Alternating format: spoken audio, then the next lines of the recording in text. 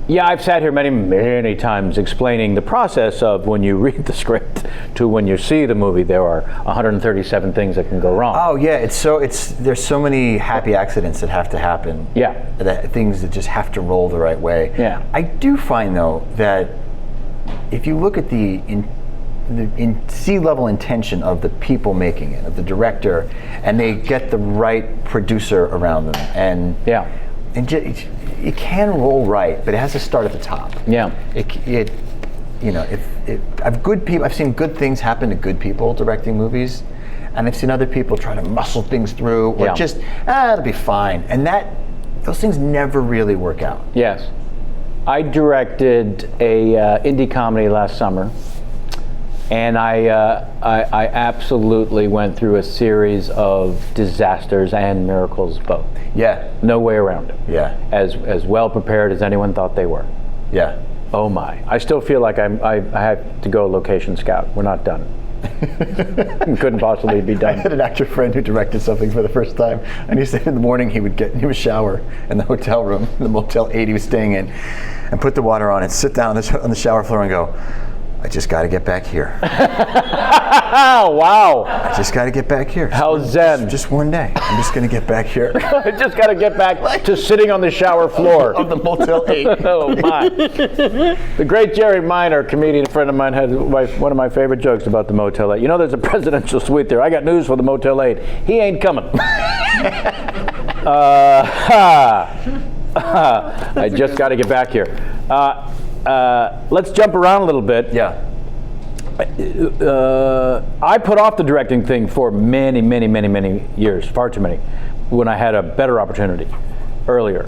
They must have come calling already. And so what have you done to avoid or pursue that notion? I was set up to direct an episode of Dawson's Creek at one point. As a 22-year-old. As a 24-year-old? Hey now. 24, 23. And I realized... That would be the point. That would be the time, by the way. That would be a good time to do it. Yeah. And I had the crew that would have supported me. I did not do it.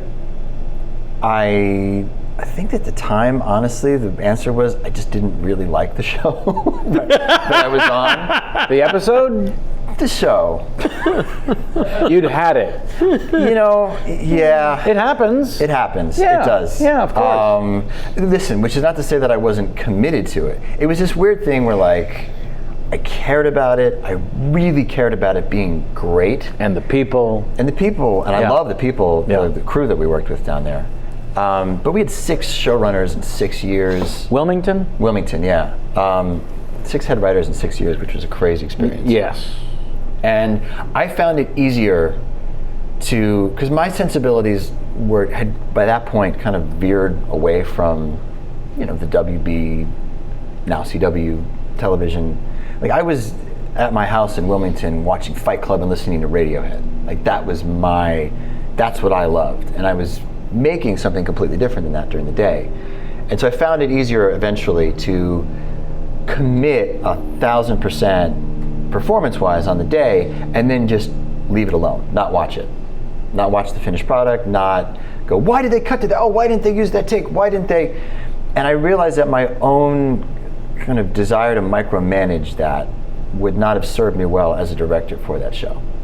That's pretty heads up at 24.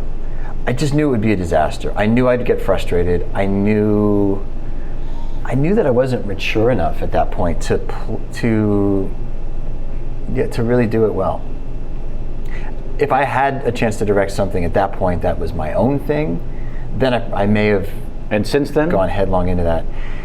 Since then, I haven't found the thing that I wanted to. You have to. You're not wrong about that. Find the thing. Because it's. For me as an actor, I just went up and did a movie in Toronto and worked for a couple days on it, and it was great. I loved it. Yeah. To live with a project for a year, 2 years. You'll never appreciate just how easy of a job it is to act. Yeah. Until that, And people tell me all the time, when are you going to direct? And people I really respect. Well, they must know you have some skills as a storyteller. I feel like they know something that I don't. It's These just are one people of those who leaps did that you not kinda see have your to Conan? take. Huh? These are people who did not see your Conan. Clearly did not watch Conan in 1999. It's, you know how every actor has a reel? That's his reel. That's I see. He just sends out the Conan. That's just Wow. Appearance. Sends it out, says, if you still want to hire me. Yeah. Yeah. It only gets better from Yeah. I've been writing. I've been writing quite a bit. I've been writing with other people. I've been writing under fake names. I've been my own. Writing under fake names, what are you talking about? I find I get better notes on scripts if I don't have my name on it. Usually people are surprised that an actor can string 2 or 3 sentences together. Yes.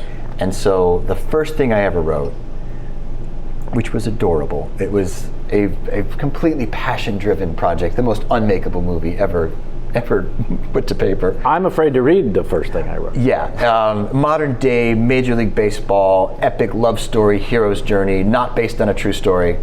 This is not embarrassing at all. Huge budget. This is Americana. It was. I really loved it. My dad played baseball before I was born. This was something that I really loved. I researched it. Because of the popularity of Varsity Blues, I had access to everything. I trained for it. It taught me how to write. It also taught me how to learn. Taking the skills that I didn't have, I realized how much of a better listener I was at 25, 24 than I was at 17 or 16. And so I learned how to write on that one. But when I would submit that, everybody would tell me they loved it. Oh, wow, you can write. You can really write. Wow, are you good? Okay, great. What's wrong with it? How do I fix it? So the second thing that I wrote, I put a fake name on it.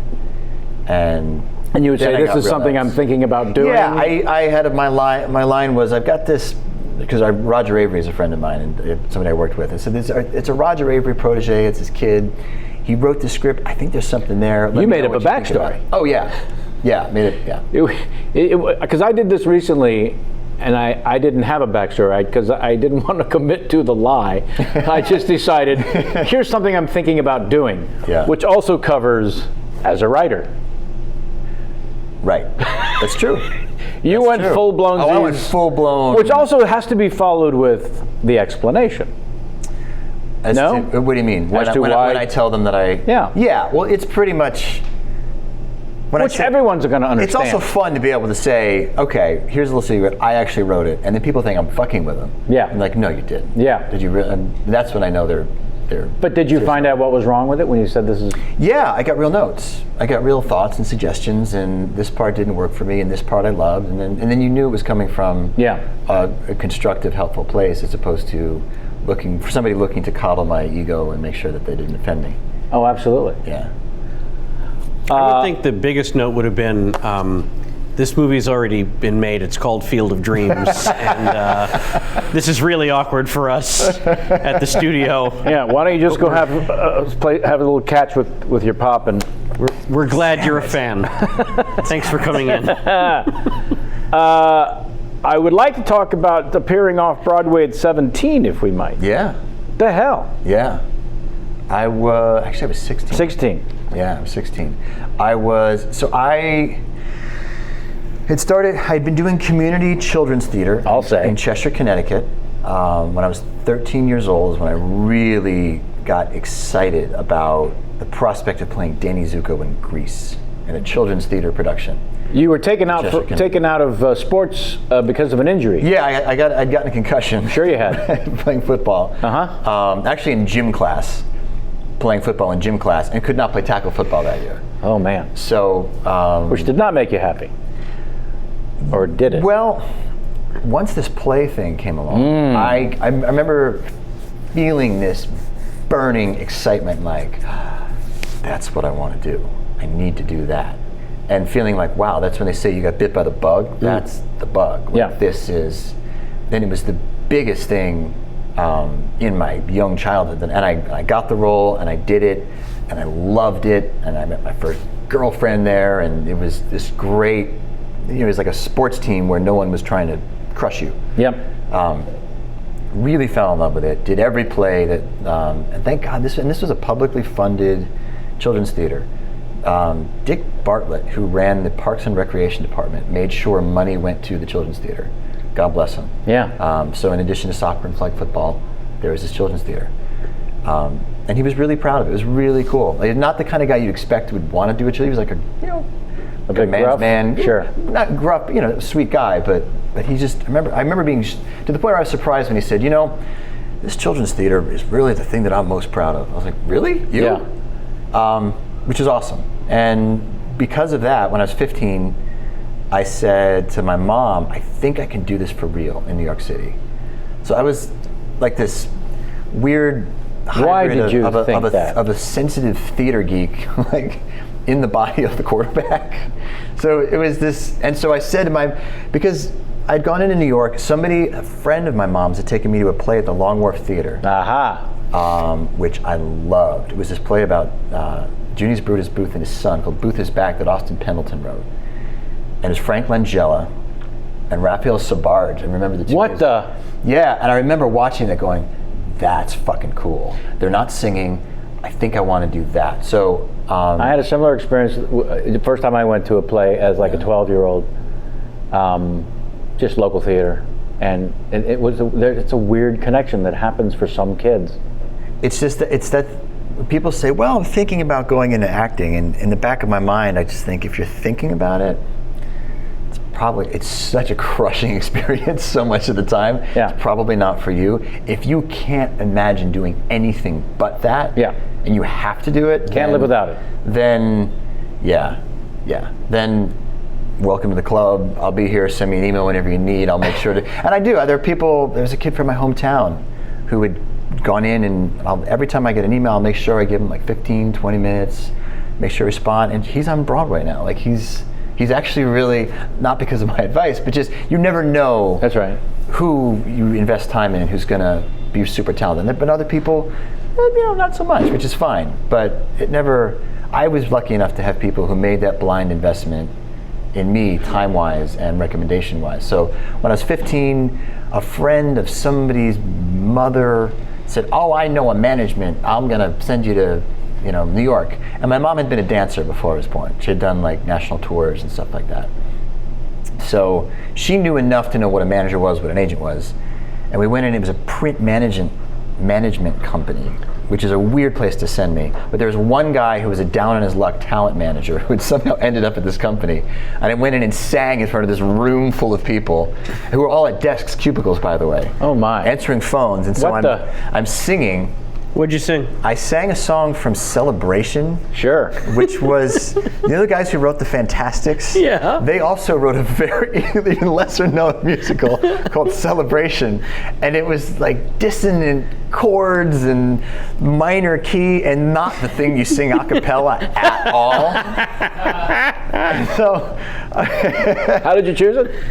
I had been working on it with my vocal coach. I'll recently, say. And I just felt I connected to the materials. You're ready. Went in, and imagine Boiler Room.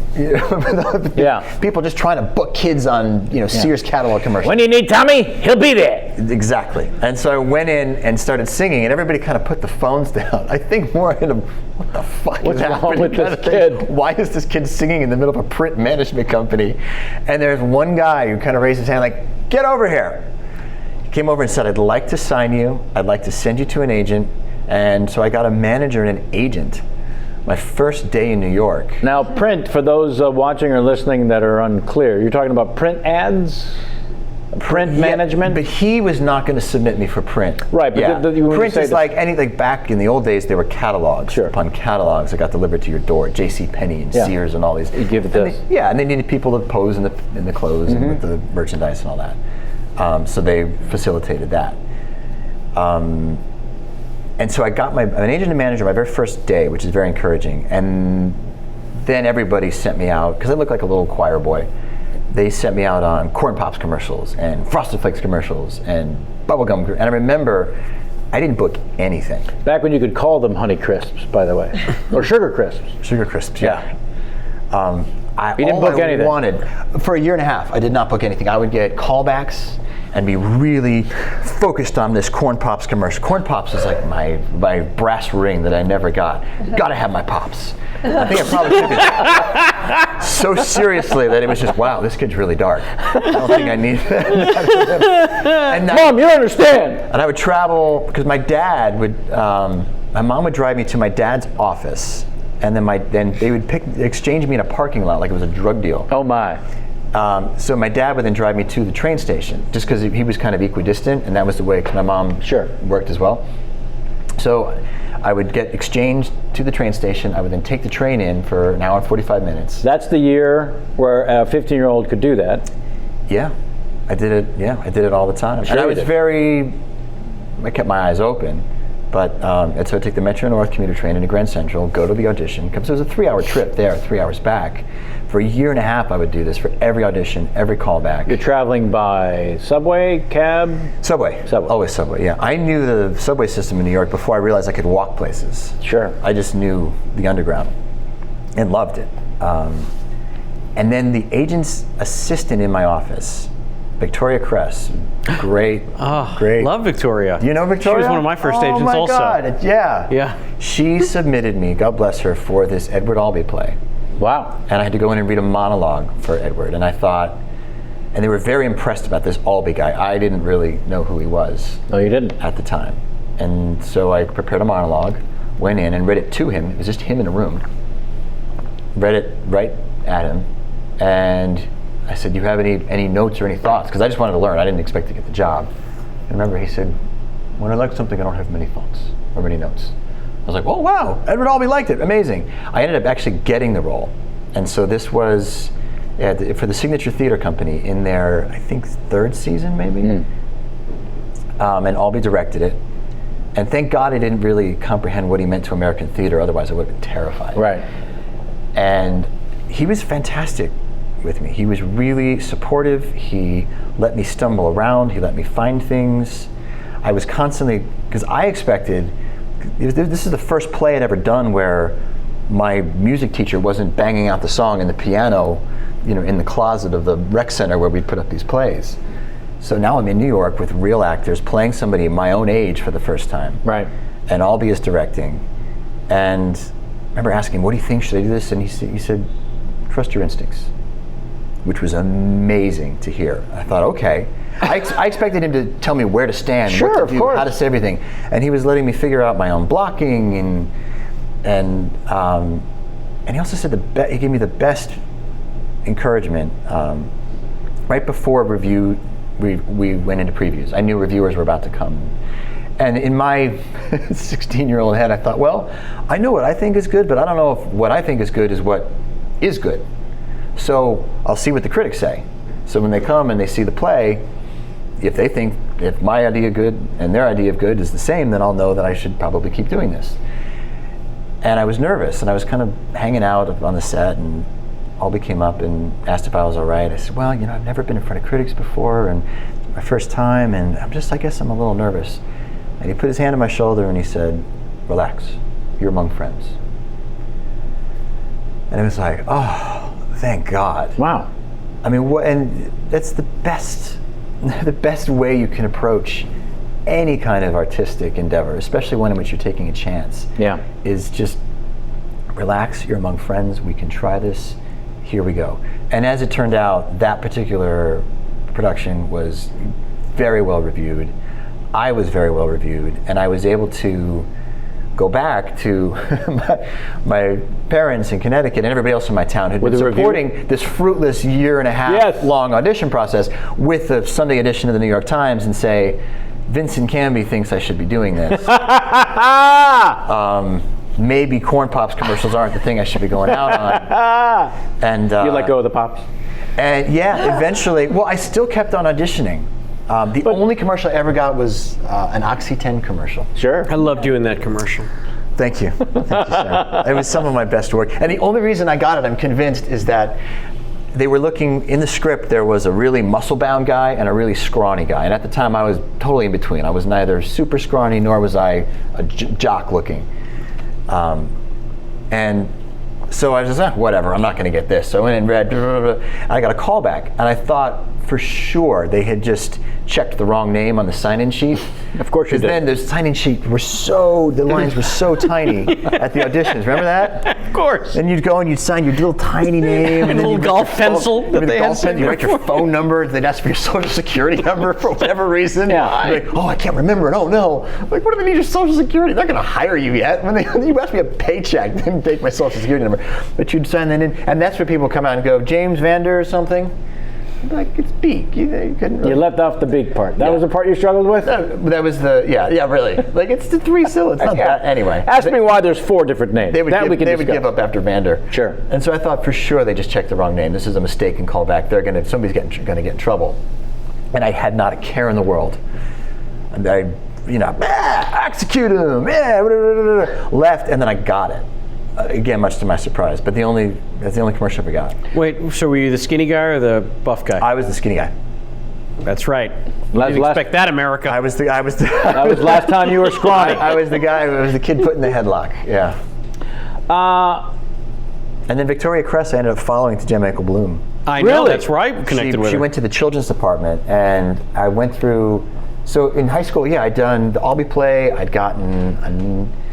There was another I'd done one. a couple. I'd done Angus, right. The movie. I had done. Thank you. Thank you very much. The only 2 people, by the way, who've ever applauded for that movie, which I really liked it at the time. It did not do well in the box office. That was one of those experiences where I get my first movie ever. I go and I shoot it. People are going, "Oh, your life is going to change after that," and you go, "Sweet, yeah, really, great, yeah, love it." And then the movie comes out and nothing changes. I'm in cattle calls the next day. Were you even aware of box office and what it meant prior? Yeah, I didn't. I was far from understanding the game at all, but I knew that it was not me. Well, I knew when I went to go see it in a theater in New York with my 2 theater friends who played my big brothers, who were like my mentors, and we were the only 3 people in the theater. Private screening. You could have told them it was a private screening. Probably it was not going to not going to do that well. Yeah. But then I went through a period when I went to college, junior or freshman and sophomore year, where I really wasn't working at all. I was auditioning but not getting anything again. Right. And that's when I decided I needed to change agents, and I followed Victoria Kress to the children's department at J. Bloom, even though I was too old for it. I was like, "Victoria, would you please represent me?" And she did, and within 3 months I got a movie, a play, in Dawson's Creek.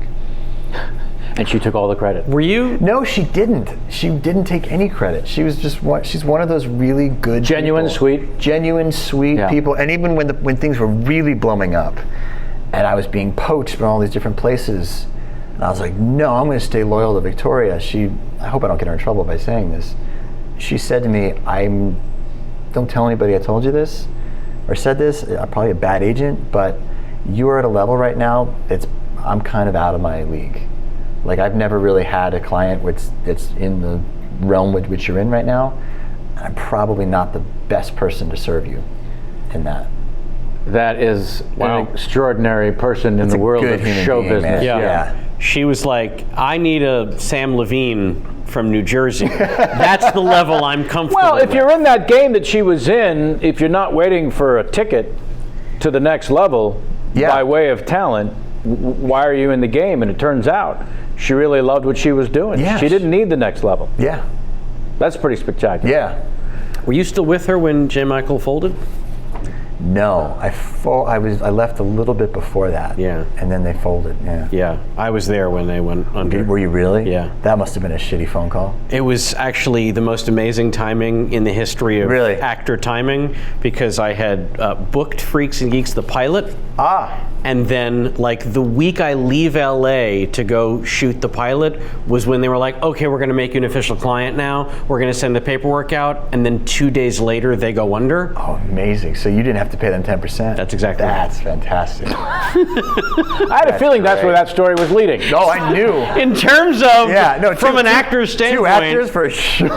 I was like, they legally have no claim to this money. Claim. What am I going to pay a shell company? Yeah. So. You know you're with the wrong agent when any sort of sizable job comes up and one of your first thoughts is, I could switch agents before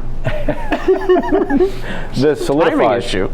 I do want to talk a little bit about the insanity, because there's just so few actors that go through it, and I think you've gotten to a point, or maybe you got to that point 10 years ago, but you've certainly at a point, according to the dossier, where you're able to comfortably talk about an absurd moment in anyone's life. Right. But what kept dawning on me was it wasn't Careful What You Wish at all. It was a guy who was auditioning at a young age. And there is no playbook for Uber fame that isn't of the sort of fame that we're even aware of as performers. Yeah. No one, unless you happen to be best friends with Eddie Murphy when he pops, unless you happen to be best friends with one of those people who pops, right. No one's talking about. So anyways, when you go to the mall that first Christmas to buy your family presents, yeah. They're going to have to ask you to leave. Yeah. That was an interesting story I came across. Yeah, that was weird. I went from, because at the time I shopped at Abercrombie and Fitch. That was like that was my go-to because I was in college. And, yeah. But I couldn't really afford to buy anything then. No. And the second I actually had a little bit of money to go buy presents at Christmas time, I could not walk through a mall. And I was being asked to leave because I was causing a scene. It was that instantaneous. And I don't know that it happens even more rarely now because media is so spread out across so many different venues and channels. Yeah, this isn't about people putting their phones in your face and taking pictures and selfies and things like that. That didn't exist back then. No, this is not people on social media at all. This is just a sightline. You get into someone's sightline and they can't believe you're in the mall the same time they are. Yeah. And they basically lose their mind. They lose their minds. Yeah. It's I didn't really understand it.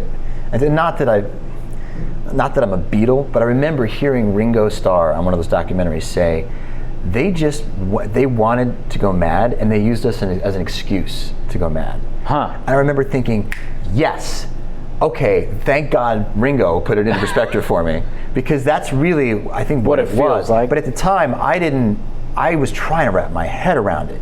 You're screaming, I love you, and you're crying, and your friends are screaming, and now you're chasing me through a mall, and it's really, you don't know me. Like, and it's really the character. Yeah, you love some fake thing that I've done where I wear makeup and say somebody else's words in front of a pretty scenery. That was shot out of order. That was, but it being I don't know, just who I was at the time, I really needed to wrap my mind around it, and I couldn't. Intellectually. It could not intellectually. And I got a little weird about it. I remember being in Australia and I got tricked into doing a mall appearance because I had said no mall appearance. It was like, oh no, it's not a mall, or it's not, and it totally was a mall, and it was an appearance. And it was this crazy thing. Now, to put that in perspective, you've got agents that are setting up personal appearances. This was press. Okay. This was press for the show. Varsity Blues in Australia, I believe, and the show. And this is after season 2, and I was like, I need 2 weeks off. I haven't had a weekend in a year. I really need 2 weeks off, and I got 2 days, and they sent me to Australia. Again, just being young, I didn't realize that I could say no to this kind of stuff. And I was being rushed from the door of the mall to a waiting limo. Sure. And there are all these girls behind this barricade. And as I went from the door to the limo, I remember this girl screaming, James, I love you, I love you, I love you. They put me in the car. She goes, go to hell. Stopped mid I love you to scream, go to hell. And it was the last thing I heard when they shut the door. And now I'm in the limo with all these people who had tricked me into doing this mall appearance in the first place. So it's not as safe, I was like, did anybody hear that? And nobody had heard it. And I was the only person who'd heard it or to whom it meant anything. Right.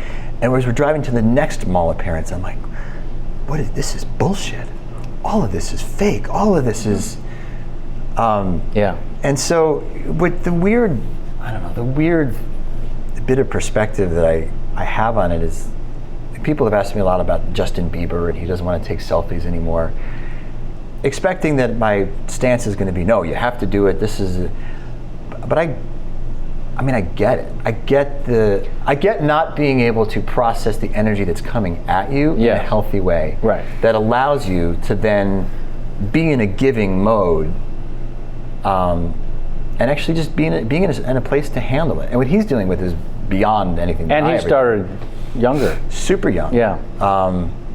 And also, if there are people around you whose business it is to send you to Australia to a mall, they will not have your best interest in mind. and they are not. And that'll get you cynical really quick when you look around and you think, oh, this person's using me, that person's using me. And that's quicksand too. Yeah, and none of it's real. Yeah, but what the cynicism does is it also makes you blind to the things that are real. Yeah. To anybody with pure intentions.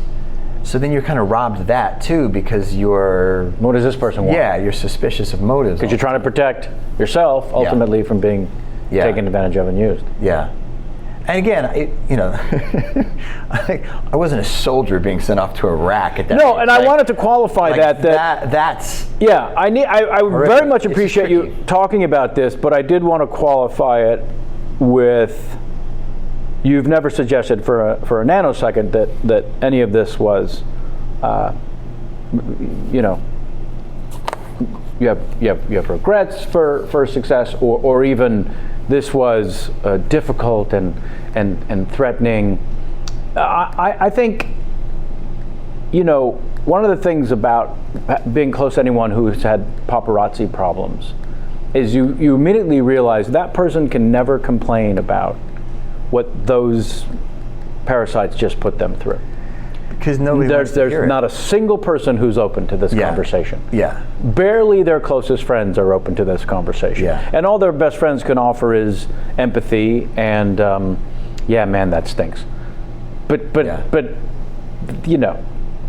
have to send out the fake van or limousine from the apartment building, the decoy, those sort of things, becoming a regular part of your life in order to leave the apartment isn't something where there's any propaganda you can read that helps you through.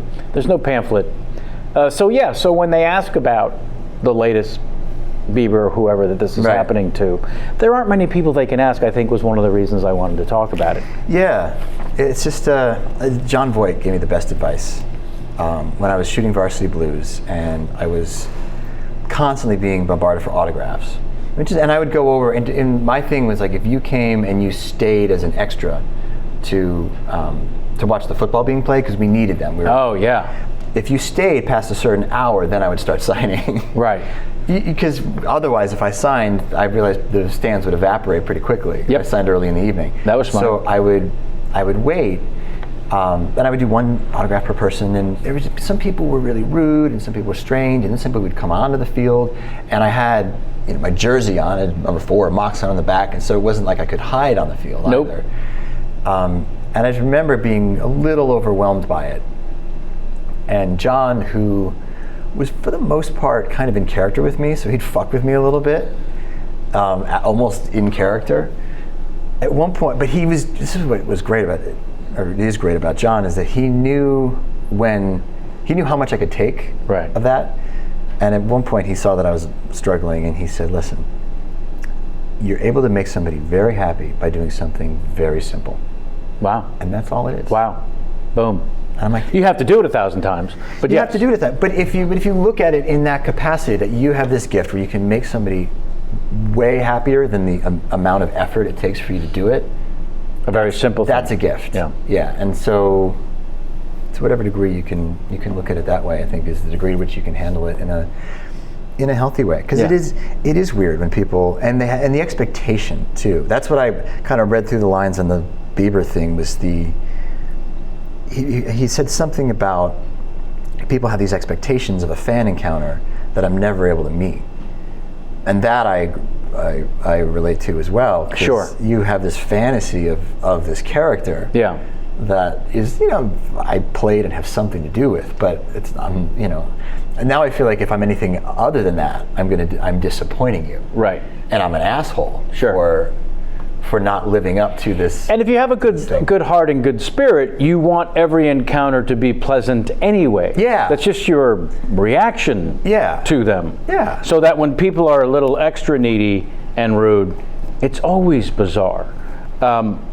Forgive me while I do a thank to our sponsor today. Would you mind if I thank the fine folks at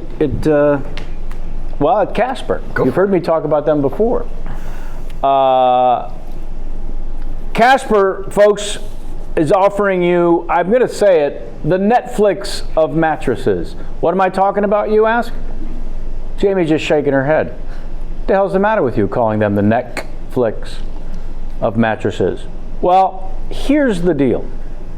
Not only the price is great, not only do you not have to go to a showroom and roll around in a bed for a minute and a half and decide this is going to be fine for the next 10 years, buying a Casper mattress is completely risk-free because they offer free delivery and free returns with a 100-night home trial. Now, I don't want to talk about what you're going to do with the mattress for 100 nights, but I'm telling you, if after 99 nights you decide this ain't for me, they'll come get it.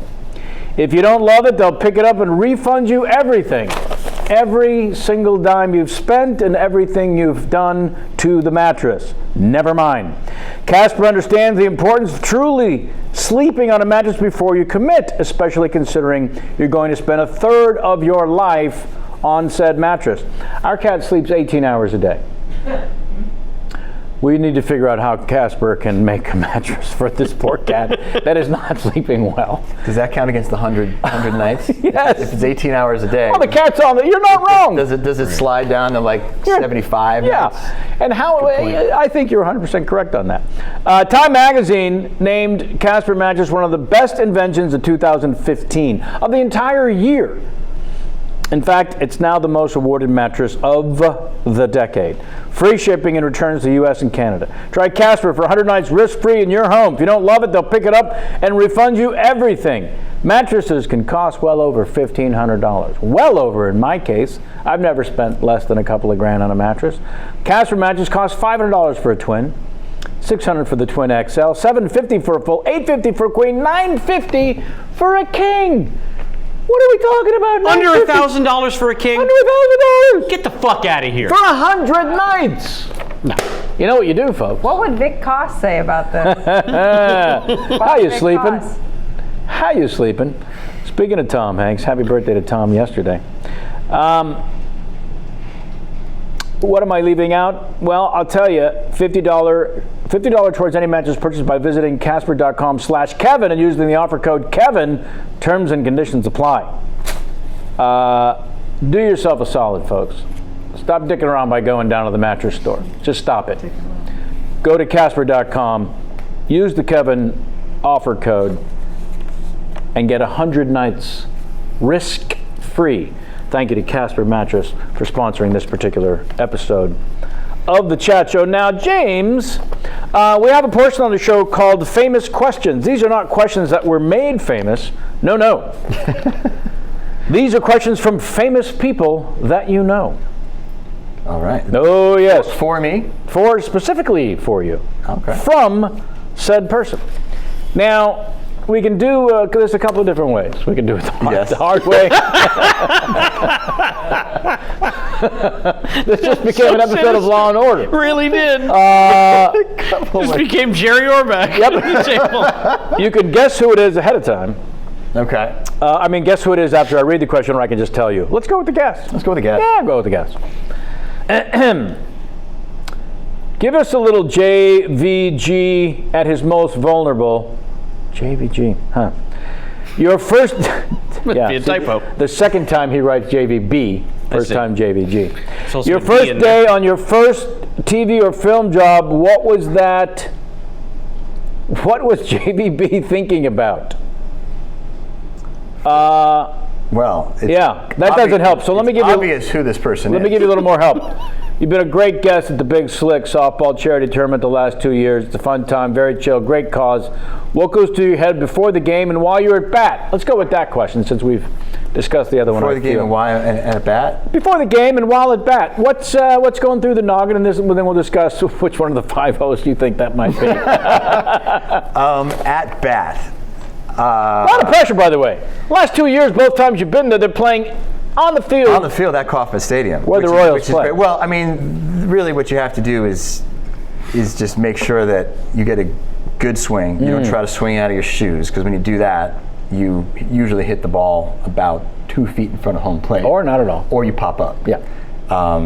Give it a nice swing. So I'm just thinking footwork. Just make sure, keep your balance, turn the back foot, keep a good balance, keep your head steady. And so you're thinking like a ball player. Yeah. You just go to the physical. You just go to the what you need to what you need to do. Did you realize we were all on the Jumbotron while we were at plate? I didn't realize that until somebody tweeted me a photo of it, which I, of course, had framed. I think I did, but I just go into the zone. Sure, here I understand. I no room for distractions when I'm at the plate. And what goes through your head before the game, before we even get to the plate? Before I get to the game? This is going to be fun. Or are you on the shower floor thinking, I just got to get back here? I just got to get back here. I just got to get back here. Wait, if I may, there's a very quick story you told me at the game this year that was about, I want to say it was something your dad had taught you about when fights break out. Oh, yeah. Because every year at Big Slick, it is inevitable during the softball game, a fight. The game ends in a bench clearing brawl. The game ends always in a bench clearing brawl. Yeah, that's a tradition. Yeah. And so this year, I have James charging me. Oh, man. Well, as soon as it happened, I knew exactly who I was going find for. Levine. I got to find Levine. I got to pick him up. But here's why. well, my dad played minor league baseball before I was born. Yes. And he played in the Dodgers organization. And when a bench clearing brawl happens, the pitchers who are sitting in the bullpen like, oh, what? There's a fight? What? Oh, God, gotta go. All right. So they all have to run out. And so my dad said what he'd do is basically just look for one of the opposing pitchers who didn't really want to get in a fight. They just gotta grab shoulders with them and tussle around a little bit and make it look like they were fighting. And sure. Okay. So we look for the least aggressive guy on the field. Right. In your case. In my case. This guy. Sends me. And also on the flip side, if he did get aggressive, I figured I could take him just at a size match. Sure. I'm wily. But the other thing my dad said he learned was that the lesson he learned was not to wear your warm-up jacket out, because the first time he did that, somebody pulled it over his head and he's like, oh, fuck. Come on, man. Yeah, don't be silly. I'm not looking for a fight. Now, Jamie, you realize you're in a two-shot, right? I made faces for Jason. Yeah. So while Sam's talking, you're making faces for Jason? Yes. I see what's happening. All right, for those of you at home and around the world wondering why Jamie wasn't actually in the story, it's because she's entertaining our but yeah, somebody's got to keep them entertained. Our fearless leader. She's entertaining the troops. I think that was Riggle, by the way. You think that was Riggle? Right. So close. So close. Keckner. Yes, that was Keckner. Ready for question 2? Yes. Have you ever made up with Rob Lowe after he stole a home run? After you stole a home run from him by diving over the fence to make a truly miraculous catch? Apparently, Rob Lowe was not thrilled with that much effort. I think Rob's still pissed about it. Yep. So this took place. This took place at Dodger Stadium. Yes, it did. During a game. Now, this was not even for charity. This was just for showing off. Wow. It was just the Hollywood. I think there maybe was a charity somehow. I couldn't even tell you what it was. But it was the Hollywood. It was the Hollywood Stars game. Uh-huh. So it's just a softball game we're playing, and Tommy Lasorda is our coach, and Sparky Anderson is the other coach. And Tommy pulls us aside and gives this rousing series. That's I beat Sparky Anderson 4 at a time. We're gonna beat him again. You're gonna go out there. And gives us. And we go out there and we're pumped. We're thinking this is like Game 7 of the World Series. And so I'm just kind of seeing everything, and it's Dodger Stadium, and somebody's about. I don't even really at this point know who it is. They hit a ball, and again, I just instead of. I'm not really even joking when I say when you're in a position like that and you're nervous, you just go to like, what do I need to do? Like physically, you kind of go into like athlete mode. Sure. And so the ball came back, and I knew I had about 5 steps to the fence. So it came back, and I realized I was going to have to jump. And next thing I knew, I had leapt up in the air, and I'd landed on the other side of the fence with the ball still in my glove. With your entire body on the other side? With the entire body on the other side of the fence. Yeah, I have pictures of it. You're out of the park. And there's footage. I have. Well, it's the fake fence they set up. Right? It's not the actual major league fence. It's the. Of course not. You know, Right. No, it's about 30 feet fence. outside of the infield. But and it's also 2 or 3 feet high. It's about 4 feet high. And I crashed through it. Landed on the other side. And most importantly, I came in, held on to the ball. Robbing a home run from Rob Lowe. As it turns out, Rob Lowe, who was playing, his kids were there. Oh.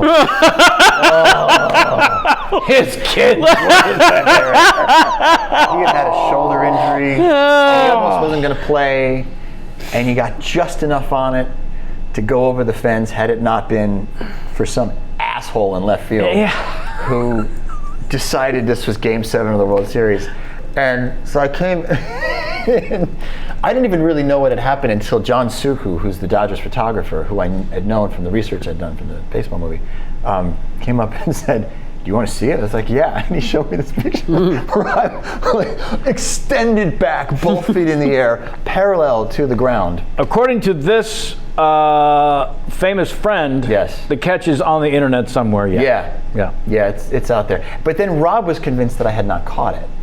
So Rob was very upset, and then oh no, he didn't try a tactic of he didn't actually catch. Oh, years later, he went on the Tonight Show, which Conan was hosting at the time, and told the whole story.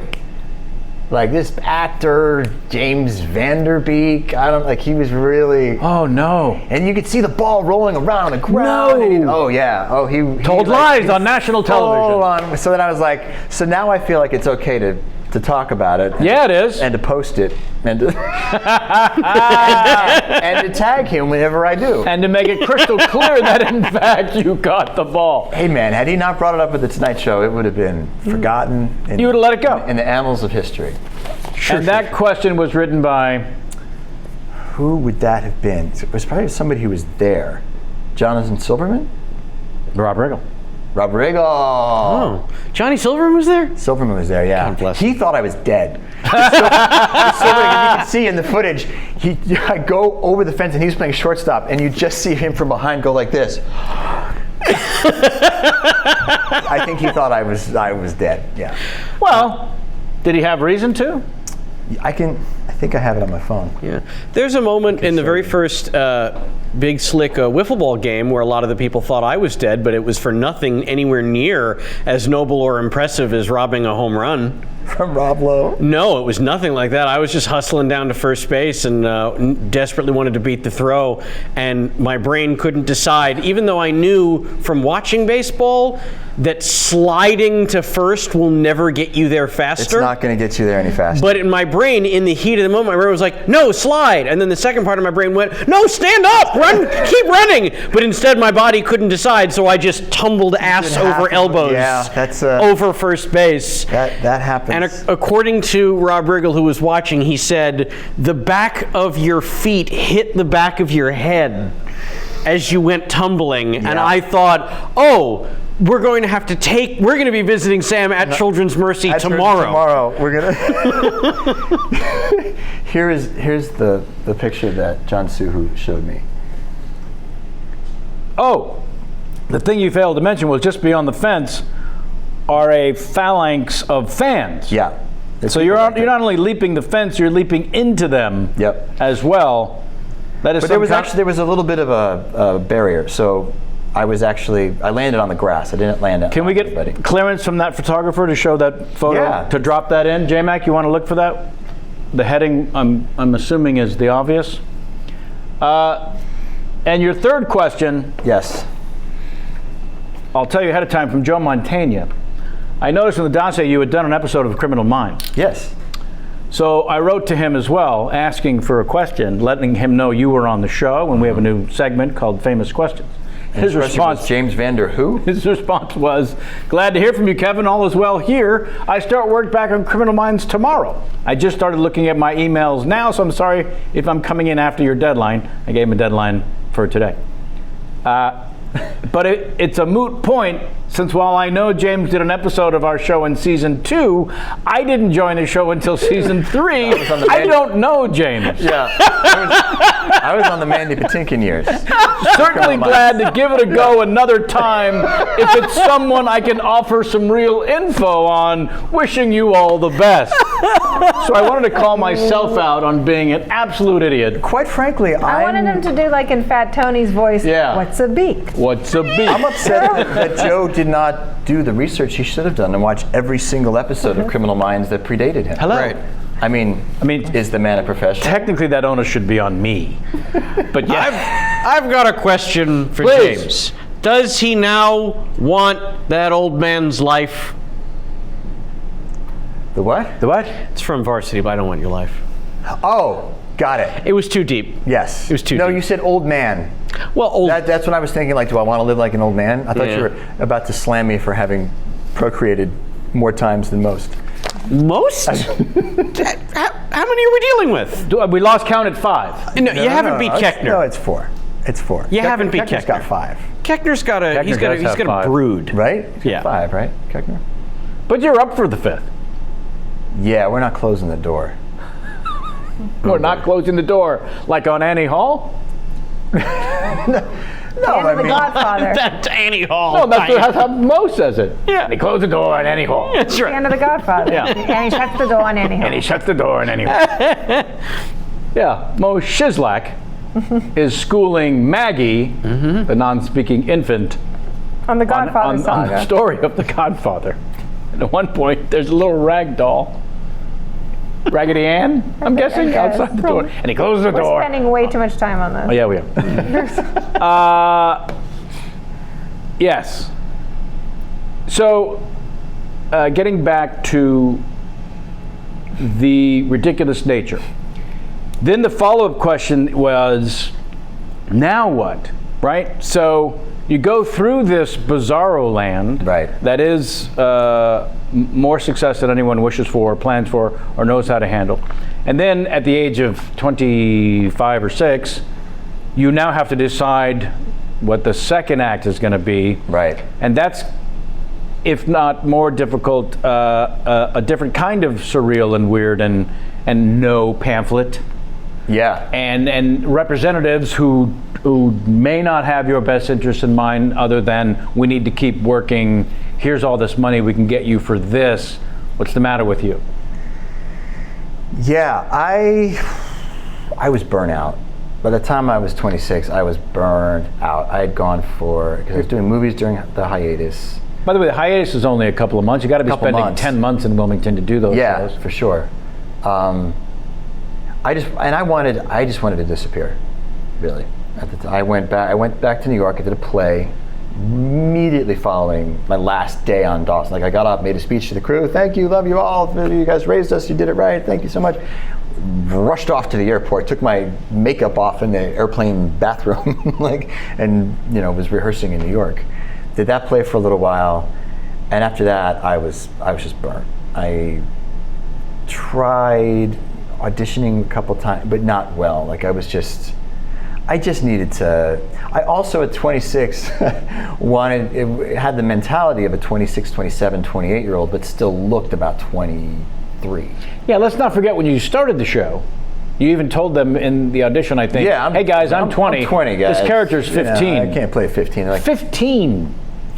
yeah. And they said, and you can work adult hours. Yeah. We're fine with you being fine. 20. We like that. Yeah. And if you look at the show, I look like I'm 12. I look very young. And I pitched my voice up for years, but I wanted to play characters that I was probably just too young looking to be bought as. Right. You're ready to be a man. Yeah, I needed to go through some life. I mean, I'd gotten married. I eventually got divorced. I just needed to just kind of grow the fuck up a little bit. Sure. And not in this weird thing where I would have this hiatus experience where I'd get to a certain place and be like, okay, yeah, this is who I am.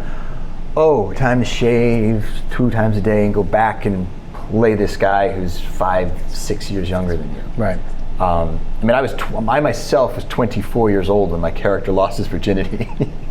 So, just to give you a sense of and you do it for 10 months, and it's also what everybody identifies you as. So there's a certain gravitational pull towards that, and so I think I just needed to Also, just living in that cocoon. sever that and just kind of go. And then it wasn't until I was like 30, 31, 32 that I started to kind of figure shit out a little bit, and then went back to comedy and just had the perspective to look around and say, all right, what do I want to do? What do I want to try? And Funny or Die was available, and I worked with them, and that came across really well. People love that. Yeah, they take really good care of it. It was similar to the Saturday Night Live experience, which after the Conan debacle was fantastic. Sure. Funny or Die took similar care of me. And that led to playing myself in Don't Trust the Bee in Apartment 23. Yeah. Which was a lot of fun. Crazy fun. Prior to that, I had done a couple sitcom pilots, which had not gotten picked up. And that's also good for you, too. I mean, the first pilot I ever did, it took me 5 years to get cast in a pilot, but the first pilot I ever did ran for 6 years. And so I had maybe 4 pilots, I think, that had not gotten picked up. Right. Until Apartment 23. And I always joke that for every year that I would bitch about having to go to upfronts for Dawson's Creek, I had to have a canceled pilot. Yes. Like, just to karmically even things out. Every year that I was like, I gotta fucking upfronts, I don't want to go to New York. Yeah, for every one of those I had a canceled pilot. So, one sitcom pilot I was really well cast in, and it was really well written, and it came across very well. It did not get picked up, but on the strength of that, I was offered another pilot the next year, which I was not well cast in, which I was not good in at all. It's lightning in a bottle. Which one of those was 3 on? 3? Mm-hmm. 3 was the one that worked. I thought so. Yeah. You were going to say it didn't. No, I wasn't. I mean, the other roles were poorly cast, but yours was perfect. No, it was a really fun experience. It was really good. And then I did one where this is I'm getting off subject. No. But it's a funny story because I was cast in this. I was not known for doing comedy. I was only known at CBS for having done this one sitcom well. Right. So they offered me this role in the last person cast in a show. Hey, no, you guys got to cast this guy in this comedy. Okay, great. So you go to this table read, which I felt like was my audition, and everybody's waiting, and it was not the kind of thing that I do well. It was a punchline, bum kind of guy, and I had always just gotten by in comedy based on acting. Sure. Like just whatever I could do. Not delivering jokes. Yeah, I was never adept at that skill. So the table read goes, and it doesn't really go that well. The entire rehearsal process is agonizing. Lovely director who I love. I was just not cast well. And I remember her hammering me on these first 2 lines of this thing, where I'm sitting in a bar with Jay Harrington, and we're watching a playback of Tom Selleck. And Tom Selleck says this thing, very funny. I give a bum line. And then I have another one. And we had hammered these to the point where I had no feeling for them whatsoever. I was simply a trained monkey doing what I had been told by about 5 different people on this set.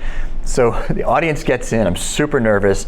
First line of the whole thing, Tom gets on, people are laughing uproariously, come to me at the bar, silence. I mean, not even the writer marking where the laugh should be. Sure. Cricket. Start. Flop switch forms. Sure. Second line comes up. I'm just going to hit it harder. I'm going to put more effort into it. Absolutely. That's going to sell the joke. That's what's going to make it work. But boom. Even less sound. Less sound than silence. Less sound than silence. You can hear the cricket's indigestion. That's how quiet it was.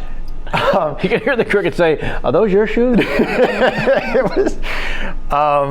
And then Jane Krakowski comes in the back. She can hit it. Loves Jane. Oh, we come down to a downstage table. They love her. Everything's great. They all cut. I go, okay. They love Tom. They love Jane. They hated me. That's all right. They're going to rewrite the lines. And I look, and no writers are looking at me. No one is making eye contact. And I'm looking for the pitch circle. Sure. And I don't see it. No. And I'm waiting, and then I hear take 2. That's it. We're going again. I go, hold on. Wait a minute. You can't make me say these same lines again. You can't do this to me. Oh my God. So I realized I'm going to have to go through this again. And now I'm starting to shake a little bit. And they go rolling. And Jay Harrington goes, oh, did you hear? I said, what? He goes, our microphones are off at the bar. The audience couldn't hear us. I went, oh my God. Oh my God. Thank God. First of all, did you hear? Why wasn't someone coming over and telling you?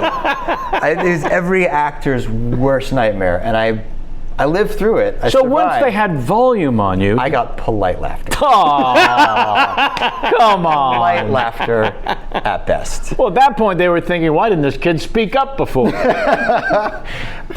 So having lived through that, after a couple years after that was Funny or Die, I did the comedy thing, and it just kind of worked. Apartment 23 was very well received. It got canceled. I got offered another sitcom by CBS. That got picked up.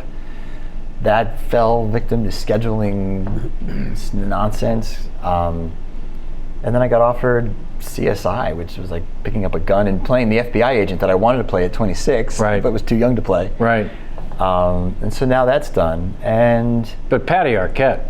Oh, she's great. Come on. Oh, she's fantastic. Yeah. It was, chance to work with her. Yeah. While she picks up her Oscar, sure. I'll go to work with her every day. So now that's done, and I'm trying to figure out. She came back from The Weekend, was an Oscar winner. She came back every weekend after you'd already been with more shooting. hardware. Yes. So she'd walk in every Monday, and the crew would stand up and saying, "Congratulations on your BAFTA! Congratulations on your Critics' Choice!" It was SAG fun. Award. Yeah, she SAG took Award. Everything. Yeah. Every single trophy she could have won, she won, which is awesome. So great. Yeah. We share a friend in Jason Reitman, which is where we met at his movie night. Yeah. So he does the live reads, of course. Yeah. Stage readings of famous movies. So I recently did one of True Romance, and Patricia Arquette came out in costume. In costume. Which it's extremely rare that Jason Reitman allows any of the actors to play themselves. Yeah. Like even when I did Stephen Tobolowsky, I think, is the only one that he had done. Yes. Oh, and Fred Savage. And Fred Susan Savage. Sarandon in Bull Durham. And Susan Sarandon. Okay. But that's there's a- out there's a- of there's a handful. out of 40. I mean, yeah. Even when I did the Usual Suspects read, I read the Gabriel Byrne part. And when Mark Hamill did, was it Return? Star Wars. he was the Emperor. Emperor. Yeah. Yeah. So she comes out in full costume, and Christian came out with his sunglasses, and that was it. The crowd went Yeah. insane. I saw her the day after she'd done that because we were at work, and she told me she had done this live read. And I said, how was it slipping back into that character? Did it feel weird? Did it feel right? She's like, it's pretty easy. She came right back. Yeah, she just, It was that wonderful kookiness and just kind of left of center certainty is just such a part of who she is. It made her crazy, charming, sexy, adorable. Yeah. The scene with Gandolfini Yeah. when she's supposed to die Yeah. and he's letting her. It was a great action sequence. It really is great fight extraordinary. sequence. Yeah. It's one of my favorite fight sequences in all cinema. It's brutal. Quentin It's Tarantino brutal, wrote but the script. it makes sense in a way. Like Yeah. you buy it. Yeah. I remember thinking that when I saw it. First screenplay he ever sold. True Romance for the guild minimum of $30,000. Yeah. Quentin Tarantino.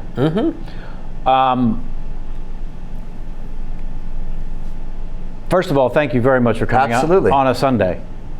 You've got a full family. A Sunday. Waiting. This worked out because we just got back from vacation. So And how was I've it? been full on. How was the dad mode. vacation? Now that you're no longer there, I didn't want to come back.